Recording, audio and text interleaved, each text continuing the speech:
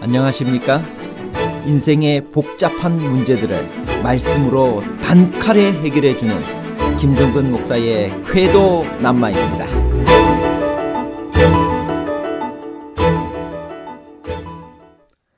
세상의 많은 교회 중 어떤 교회가 참 교회일까요? 봉사활동을 많이 하는 교회를 다녀야 할까요? 교인이 많이 다니는 그러한 교회를 가야 할까요?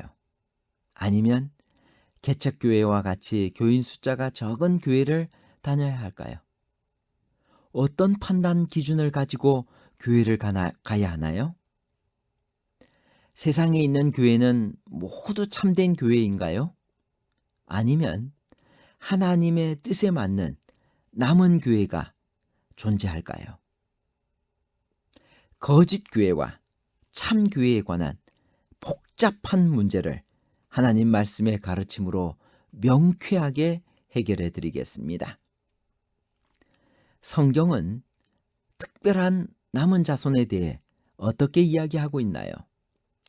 요한계시록 12장 17절.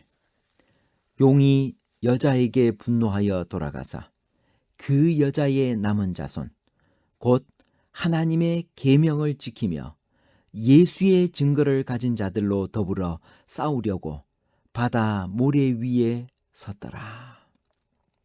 성경은 분명하게 두 가지 특징을 이야기하고 있습니다. 첫 번째, 하나님의 계명을 지켜야 한다. 여기서 하나님의 계명이란 십계명을 가르칩니다. 예수의 증거를 가져야 된다라고 말씀하고 계십니다. 남은 자손은 언제 출현할까요? 요한계시록 12장 14절. 그 여자가 큰 독수리의 두 날개를 받아 광야 자기 곳으로 날아가 거기서 그 뱀의 낯을 피하여 한 떼와 두 떼와 반 떼를 양육받으매. 여러분, 성경에서 여자는 교회를 가르칩니다. 그런데 이 교회가 뱀의 낯을 피하여 광야 자기 곳으로 날아가 한 떼와 두 떼와 반 떼를 양육받았다라고 이야기했습니다. 그래서 이 말씀을 연구하면 남은 자손이 언제 출현하는지를 우리가 알 수 있게 되는 것입니다. 성경은 남은 자손이 큰 박해의 시기 후에 세계 무대에 등장한다고 지적합니다. 1260년, 한 때는 1년입니다. 두 때는 2년입니다. 반 때는 반년입니다. 3년 반, 42달. 한 달을 30일로 잡을 때 1261, 성경의 하루를 1년으로 해석해라고 했기 때문에 1260년의 이 기간, 538년에서 1798년에 이 1260년이 끝나는 시점, 남은 무리가 출현하게 되는 것입니다. 남은 자손의 특징은 무엇일까? 조금 전에 우리가 요한계시록 12장 17절에 있는 말씀을 함께 읽게 되었습니다. 이 말씀에 첫 번째, 하나님의 계명을 지키며라고 이야기를 했습니다. 하나님의 계명이 무엇일까? 출애굽기 20장에 보면 이 하나님의 계명은 분명하게 십계명임을 우리는 알 수가 있습니다. 근데 이 십계명에 대한 공격이 계속적으로 오게 되었습니다. 출애굽기 20장 3절에 보면 십계명의 첫 번째 계명이 나옵니다. 너는 나 외에는 다른 신들을 내게 있게 말지니라. 하나님만을 경배하도록 성경은 이야기하고 있습니다. 그런데 요한계시록 13장 4절에 보면 이런 말씀이 나옵니다. 용이 짐승에게 권세를 주므로 용에게 경배하며 짐승에게 경배하여 가로되. 여러분, 우리가 잘 아시는 대로 요한계시록에 나오는 용은 사탄을 가르칩니다. 하나님을 경배해야 되는데 사탄을 경배하라고 가르치고 있는 것입니다. 둘째 계명, 출애굽기 20장 4절, 너를 위하여 새긴 우상을 만들지 말고. 우상을 만들지 말라고 했어요. 그런데 요한계시록 13장 14절에 보면 짐승 앞에서 받은 바 이적을 행함으로 땅에 거하는 자들을 미혹하며 땅에 거하는 자들에게 이르기를 칼에 상하였다가 살아난 짐승을 위하여 우상을 만들라 하더라.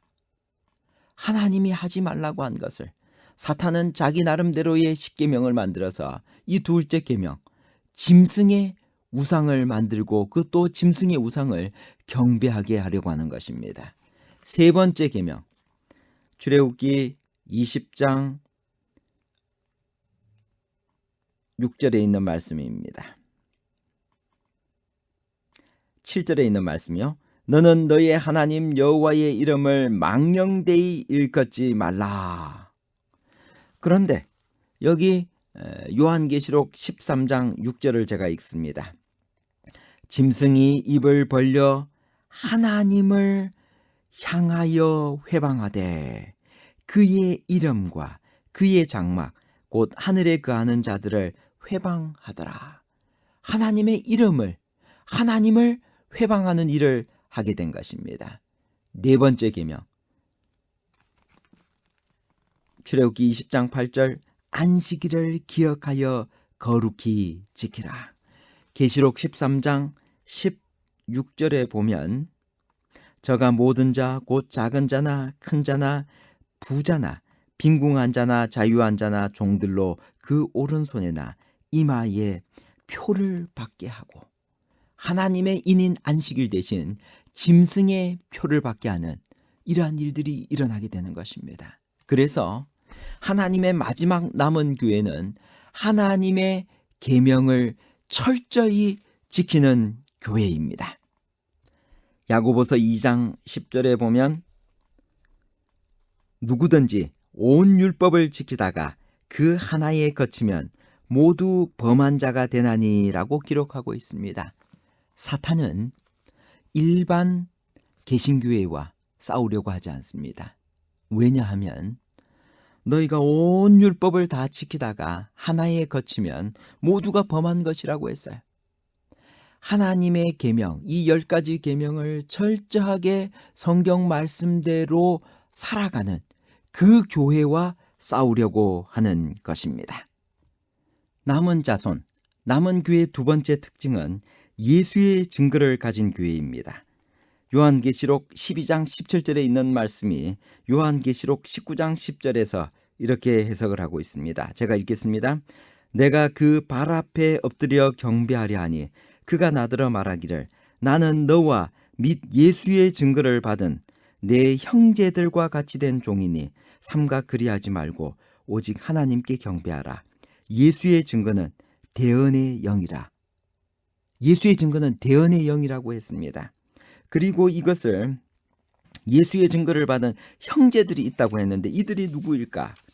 요한계시록 22장 9절, 저가 내게 말하기를 나는 너와 내 형제 선지자들과 또 이 책의 말을 지키는 자들과 함께 된 종이니 그리하지 말고 오직 하나님께 경배하라 하더라.